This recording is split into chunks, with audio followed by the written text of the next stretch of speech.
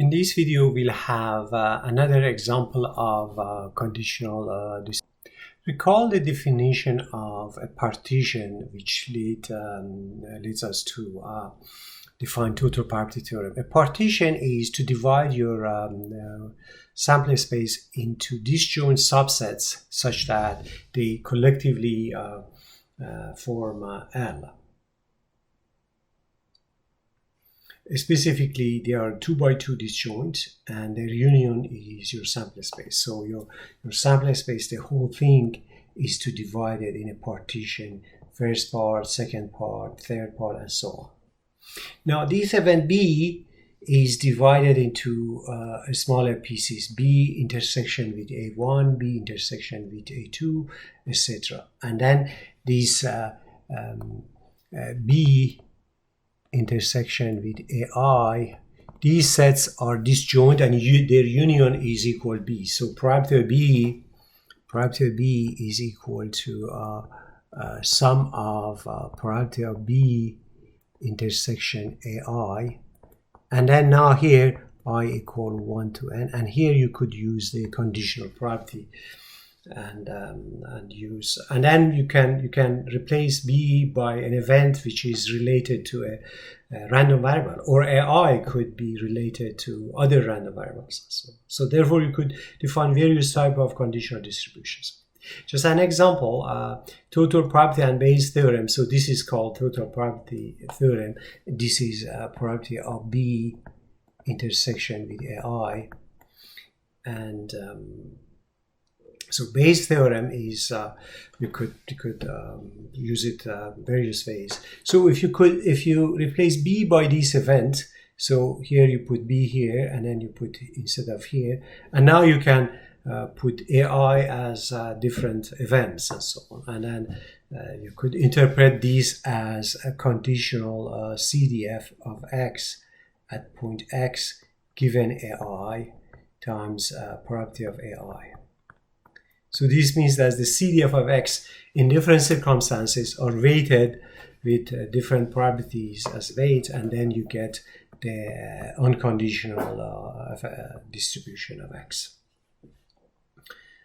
And obviously you can take the derivative of that and so on. As example, you can consider two events. You can consider M and M bar.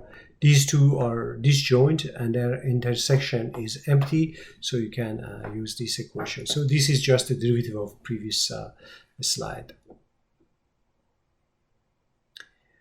From this equation, you can calculate this guy, which is equal to this one minus this one divided by probability of M bar. Probability of M bar is 1 minus P of M.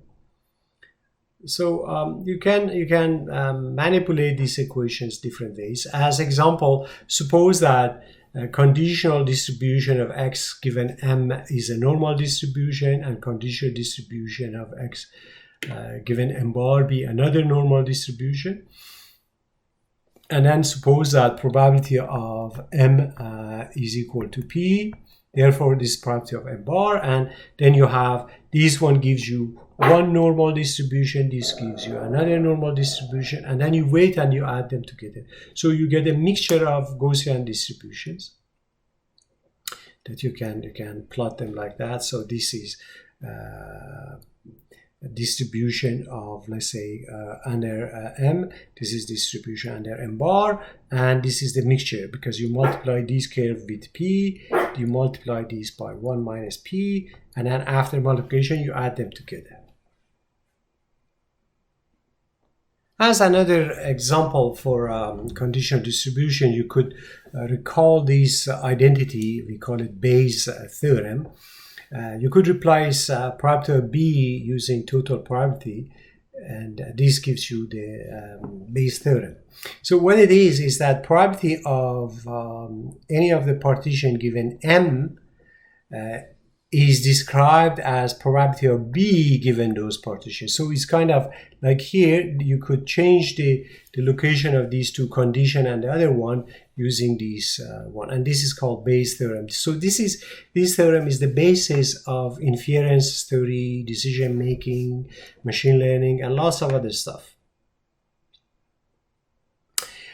In this example, if I put B equal to this event, X being in an interval, and then I could try to simplify and see what I get. So if I do that, this one will become the CDF at this point minus CDF at this point, given this event, and so on. And you could write it like that. So you will get conditional PDF of X at point x2 minus at point x1 divided by unconditional PDFs and weighted by probability of A. Obviously, in the previous example, you could set x2 equal to x and x1 minus infinity. This simplifies the previous equation. Or you could put different other values and find different conditional PDF.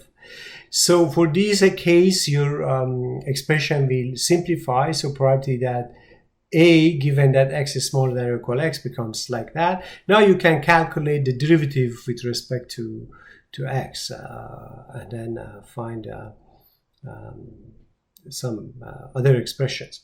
Another example, you can put x2 equal x and x1 equal to x minus x, and then calculate the limit of this guy when delta goes to 0. If delta becomes 0, these events becomes x equal x. Okay? So the other side, if you calculate, then delta becomes very small. So let's see what will happen.